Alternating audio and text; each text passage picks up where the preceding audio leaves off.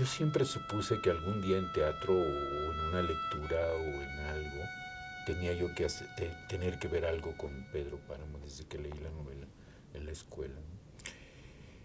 Yo estaba haciendo una obra de teatro Fuente Vaqueros en el Teatro Granero, que era La vida de García Lorca. Y había muchas actrices que eran consideradas muy buenas actrices, que eran Ofelia Murguía, Marta Aura, Rosana Monteros, Marta Verduzco, XXX. Entonces, en la producción de Pedro Páramo estaba una mujer que se llamaba Luz María Rojas. Y Luz María le dijo un día a Bolaños, ¿por qué no ves teatro para que puedas hacer el reparto de Pedro Páramo? Los directores de cine nunca ven teatro, siempre llaman a los mismos actores.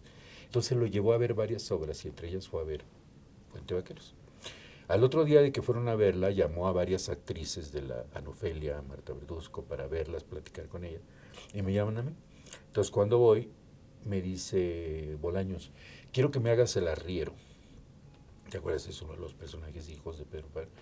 Yo fascinado, ¿no? Le dije, sí, claro, por supuesto. Y ya, bueno, pues sí, está bien, vamos a llamarlos más adelante. Me voy, como a las... Ah, y entonces dentro de eso le pregunté a Luz María, ¿y quién va a ser Pedro Páramo? Y se reía y me decía, no sé todavía, no sé. Y un día me dice, Marcelo Mastroianni. Y digo, ah, pues qué padre, ¿no? Qué suerte de Marcelo Mastroianni de ser ese personaje. Y ya sabes, no siempre pensaban en, para la Choca Elizabeth Taylor, para no sé qué, siempre pensaban en los nombres así. Y a fin de cuentas o no les llegaban al precio, yo no sé qué pasaba. Entonces un día me dice Luis María, no, fíjate que ya no lo va a hacer ¿cómo se llama? Marcelo Mastroianni. Lo va a hacer un señor muy curioso que se llama Pedro Páramo y que es de Comala y que lo conocieron y es un tipo muy recio, muy así como hacendado, que no es actor, pero a Bolaños le llamó mucho la atención que esa coincidencia, ¿no? Entonces lo va a hacer él. Ya, bueno. Bueno, pasan más semanas y me vuelven a citar para vestuario, no sé qué. Voy y me dice Bolaños, siéntese, porque le voy a dar una noticia, que no sé cómo la vaya a tomar. Me senté y me dice, usted ya no va a ser el arriero. Y yo dije, ching. Y me dice, va a ser Pedro Páramo.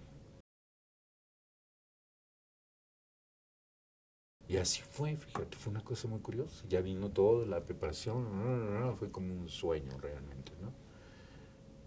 Creo que me llegó un poco temprano ese personaje, ¿no? Porque me hubiera gustado hacerlo en una etapa más madura de mi vida, ¿no? Pero bueno, fue una experiencia, una película que a mí me trajo muchas satisfacciones, a pesar de que creo que no corrió con mucha suerte. Y fui a muchos festivales con esa película.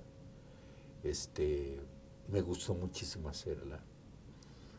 Y muchos elementos y cosas que se emplearon en la película que para mí fueron así como muy importantes, ¿no? Porque era una película que en ese tiempo era de las más caras, era una película que no escatimaban esfuerzos para hacerla, hacer un set especial para hacer El hombre de la media luna, este, qué sé yo, un reparto enorme que tenía la película y pues fue muy satisfactorio, me llevé muy bien con Bolaños.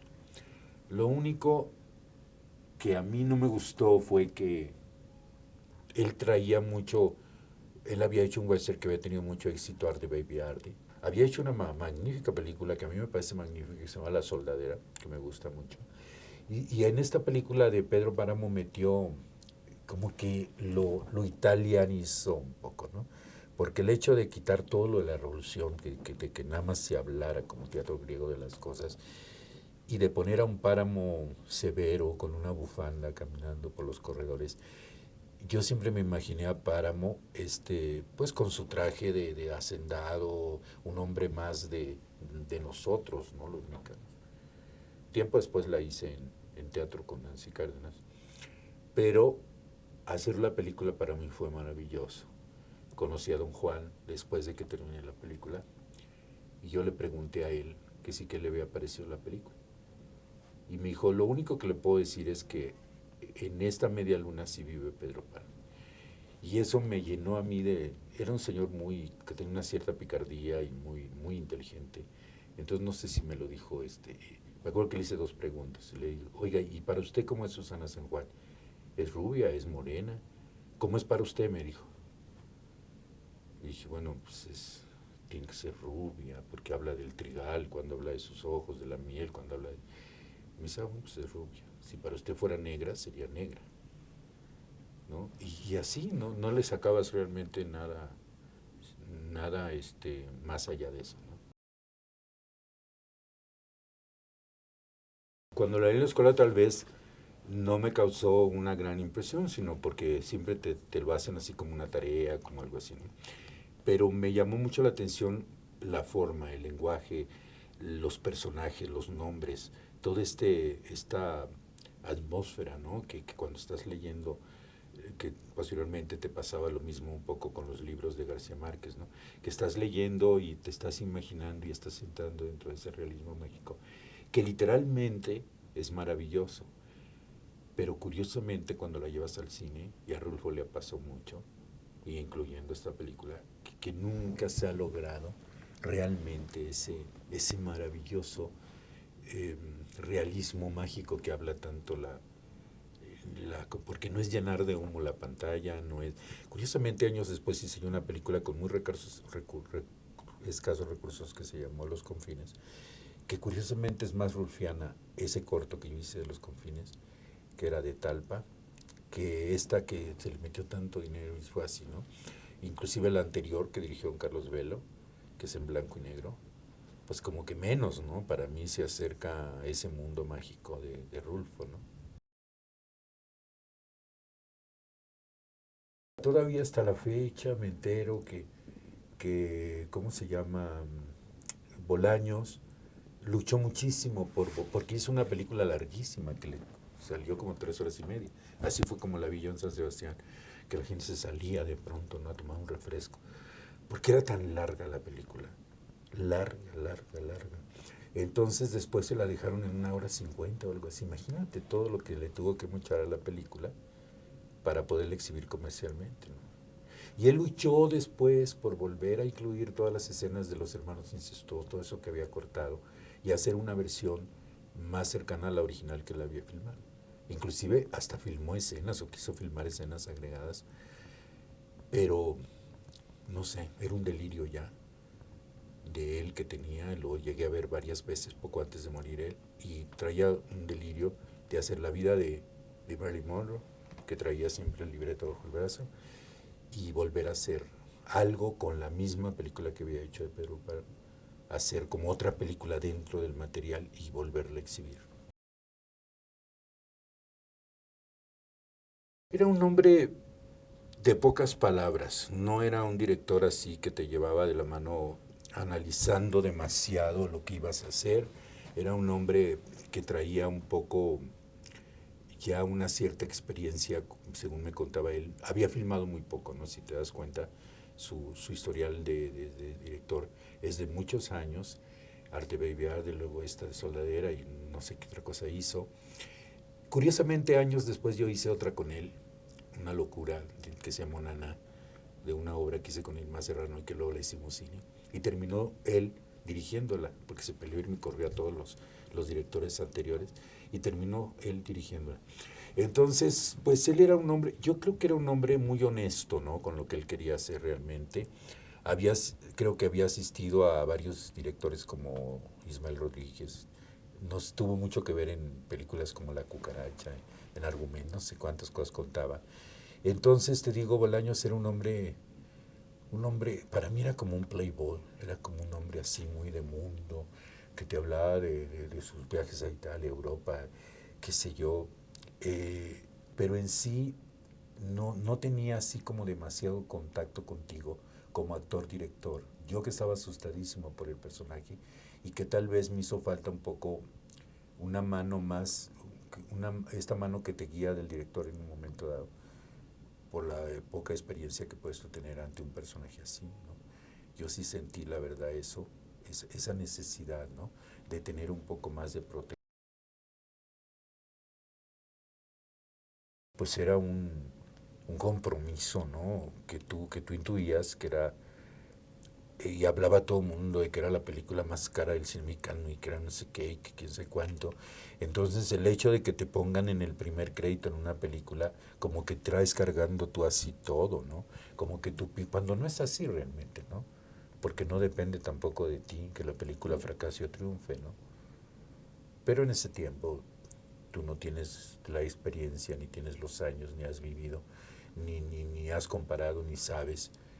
Todo lo que te cae en las manos sientes que es tu responsabilidad, ¿no?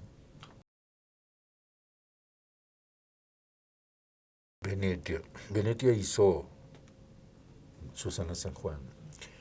Era una mujer muy hermosa, con muchos problemas con el idioma, era italiana, eh, muy, muy profesional, muy dedicada. Yo, según mi punto de vista, un poco le hacía un poco falta, ¿no? La experiencia o la sabiduría de la actuación en un momento dado. Lo daba tal vez como presencia cinematográfica, pero sí también ahí hizo falta un poco meterle un poco más esos juegos de la locura y de la coherencia que tenía Susana San Juan, ¿no? Pero yo creo que cumplió su cometido. Además era una Susana San Juan diferente a, por ejemplo, Pilar Pellicer, que lo hizo con Carlos Velo, que es totalmente angulosa y mexicana, ¿no? Su tipo. Entonces, Susana, que tenía esta, ¿cómo se llama? Venetia, tiene pelo rubio, ojos verdes, azules, no me acuerdo. Entonces sí era una presencia totalmente extranjera, ¿no? Pero si tú recuerdas, Rulfo habla cuando Páramo se queda solo en la media luna, cuando se muere Susana. Él habla del sol, de la miel, de los ojos, del trigal. Luego entonces, yo no creo que haya sido una mujer morena con el pelo negro, porque hablaría entonces de las tinieblas y de no sé qué, ¿no? Está hablando de algo que es claro, que es luz, que es color, miel, que es... Entonces yo creo que Susana San Juan era una mujer así, ¿no? De esa fisonomía. Me llevé muy bien con ella, con Venetia. Hicimos muy buena amistad cuando fuimos a España. La visité después en Italia porque ella era actriz de una compañía de repertorio en Florencia. Su papá era director de teatro. Tenía un hijo también adolescente que también estaba estudiando, no sé si ballet o algo así. Estaban muy compenetrados y muy ligados al arte, toda la familia. Una mujer maravillosa. Después ya perdí contacto con ella. Blanca fue su debut realmente, esa película. En ese tiempo yo no la conocía mucho a Blanca. Teníamos un trato así por medio de un amigo que era su novio, que era amigo mío. Y teníamos un cierto trato distante. Pero indiscutiblemente que fue un hallazgo, ¿no? Porque a mí su Dolorita pues ya me gustó muchísimo. Y, y bueno, en la película realmente fue como una actuación especial. Yo nomás estuve en escena con ella cuando la corro de la media luna. Todo lo demás lo tuvo con el saltaperico más que nada. Con Roberto pues yo me llevaba súper bien, un actor que yo admiraba y quería mucho. Roberto, Roberto Cobo, que hizo el saltaperico y que ya habíamos trabajado en otras cosas, no me acuerdo en qué. Había estado él y habíamos trabajado juntos. Que era un hombre que le gustaba mucho dar consejos.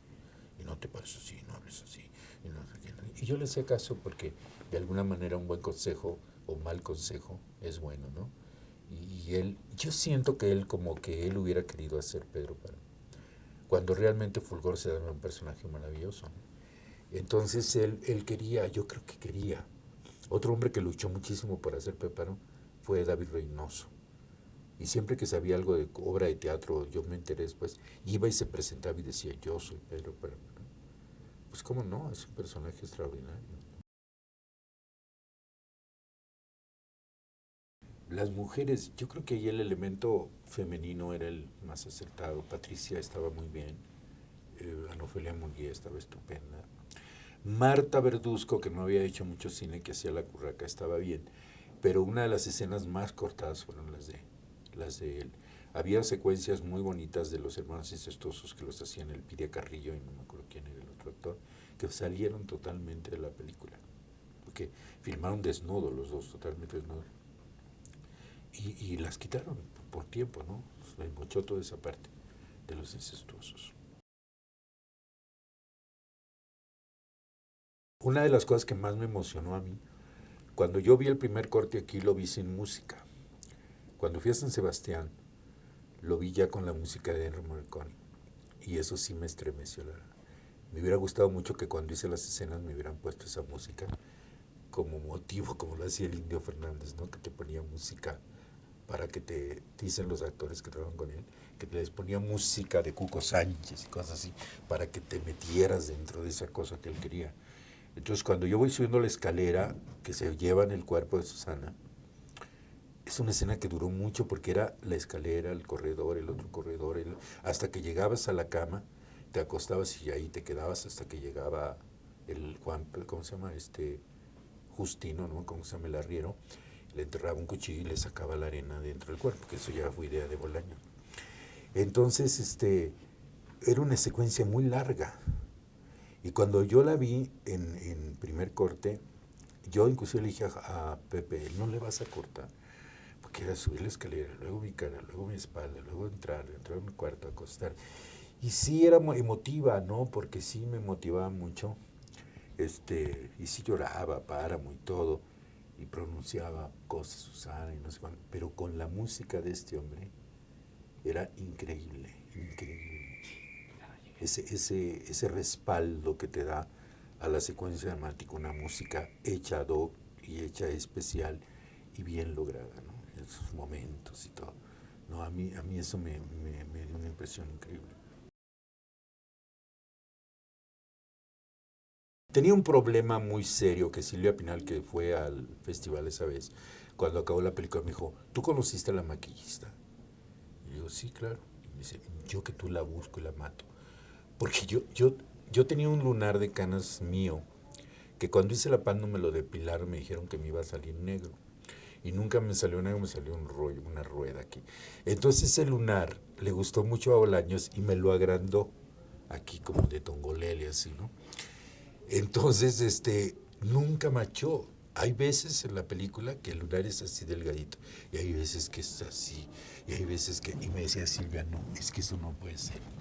Y sí es cierto, si tú te fijas en la película, el lunar ese inventado, no manchó jamás. Para mí fue un placer hacer esa escena con don Fernando porque, aparte de lo que significaba el señor, ¿no? Fue una lección así para mí increíble. El señor ya estaba muy grande, ya estaba muy enfermo y era el contador de Pedro Páramo y había una escena donde él cargaba unos libros, así era la escena, llegaba con unos libros de contabilidad enormes así. Y cuando cortaban yo corría y se los quitaba porque de verdad no los podía, era algo así increíble, ¿no?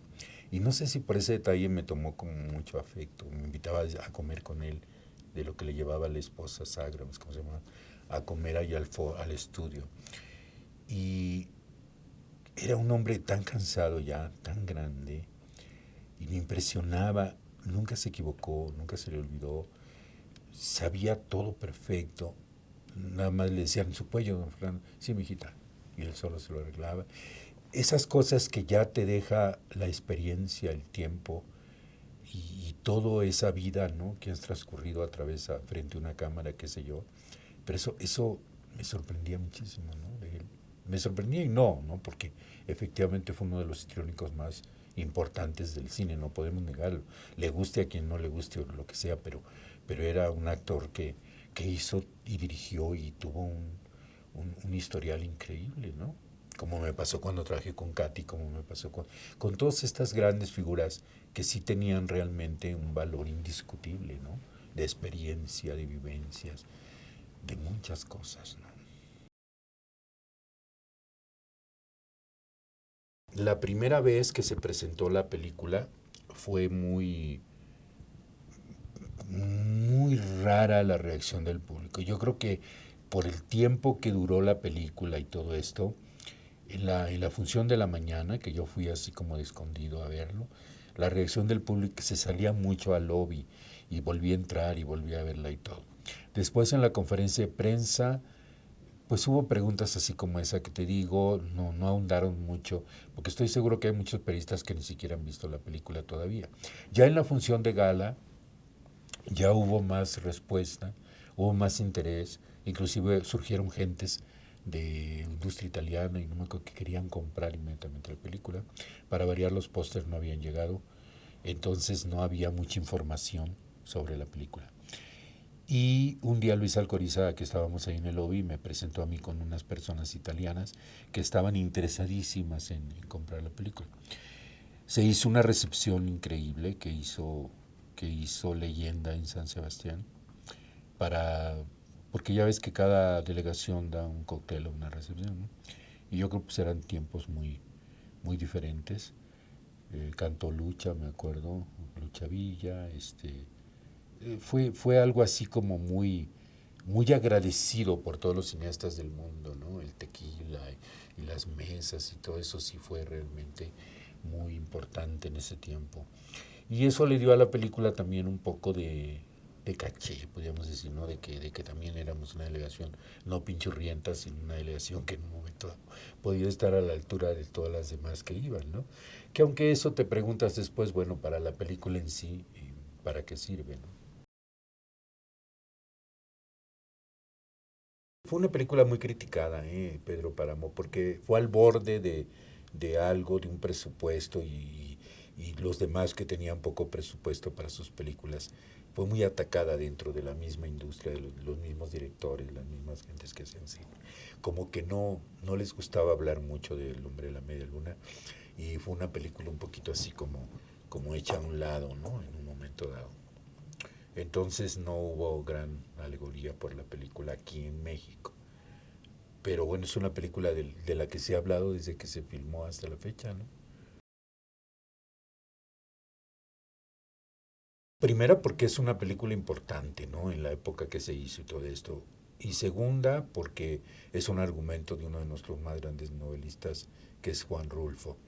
Tercera, porque es una producción que a pesar de que los costos actuales son muy diferentes, una producción bastante costosa, bastante, que se nota, ¿no? Realmente en la película.